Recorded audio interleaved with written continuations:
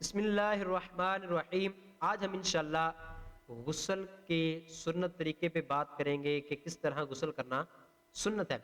سب سے پہلے کہتے ہیں کہ بغیر زبان ہلائے دل میں اس طرح نیت کرے کہ میں پاکی حاصل کرنے کے لیے غسل کرتا ہوں۔ پھر کہتے ہیں کہ دونوں ہاتھوں کو پونچوں تک گھٹوں تک 3 مرتبہ دھوئے، پھر استنجے والی جگہ کو دھوئے، چاہے نجاست لگی ہے یا نہیں لگی، پھر جس جگہ نجاست لگی ہے اس جگہ کو دھویا جائے۔ پھر کہتے ہیں کہ نماز جیسا وضو کرے لیکن پاؤں نہ دھوئے۔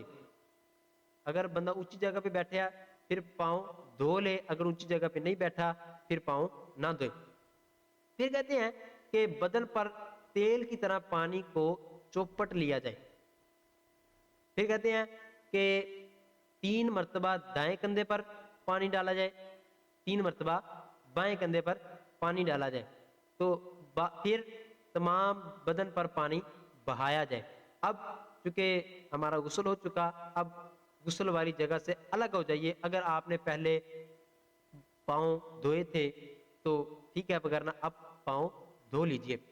اسی طرح کہتی ہیں کہ غسل کے دوران قبلہ رخ نہیں ہونا، نہ پیٹھ ہونی چاہیے نہ اس کا رخ ہونا چاہیے، اور اس کو جسم کو اچھی طرح مل لیا جائے۔ اور کہتے ہیں کہ بندے کو ایسی جگہ نہانا چاہیے کہ جہاں پہ کسی کی نظر نہ پڑے۔ اگر ایسا ممکن نہیں ہے، جگہ ہی ایسی ہے کہ جہاں پہ نظر پڑ سکتی ہے، پھر کہتے ہیں کہ موٹے کپڑے کے ساتھ ستر کو ڈھانپا جائے۔ اگر موٹا کپڑا بھی نہیں ہے تو پھر 2-3 کپڑے ملا کے ستر کو ڈھانپا جائے، کیونکہ اگر باریک کپڑا ہے اور اگر ایک ہی باندھیں گے اس کو ڈھانپیں گے، جب پانی لگے گا جسم کے ساتھ وہ رنگت ظاہر ہوگی، تو یہ معاذ اللہ دکھانا حرام ہے۔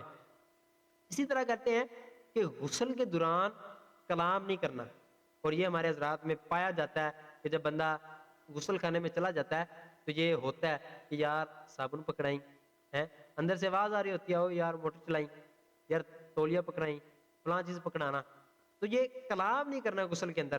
تو ان چیزوں سے ہمیں بچنا چاہیے۔ اسی طرح کہتے ہیں کہ دوران غسل کوئی دعا بھی نہیں پڑھنی چاہیے۔